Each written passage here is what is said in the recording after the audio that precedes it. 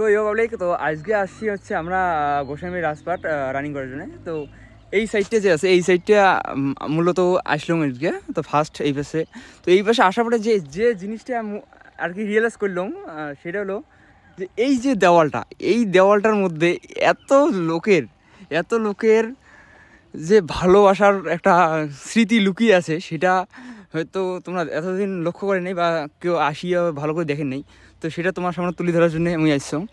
এই যে দেখো, R+P, S+G, আরও আছে B+P, S+J, A+, যাই হোক কী লেখা আছে। তো এই ভালোবাসাগুলো কই যায়, কোথায় রাখে এরা?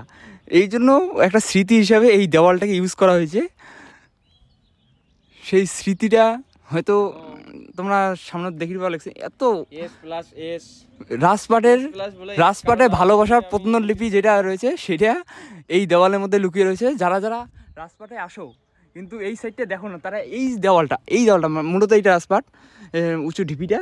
তো এই পাশে আসলে এই যে আসার গেটটা এইটা, তো এই দিক দিয়ে এসে এই দেওয়ালটা একবার অবশ্যই দেখে যাবে। এই দেওয়ালটা মূলত, এই দেওয়ালটা দেখলে তোমরা মানে রিলেজ করতে পারবে যে এই দেওয়ালের মধ্যে ভালোবাসার যত স্মৃতি। আপনারা হয়তো তাজমহল দেখেছো, অনেক কিছু দেখেছো ভালোবাসার আইকন, কিন্তু এই ভালোবাসার আইকনটা অবশ্যই দেখে যাবে।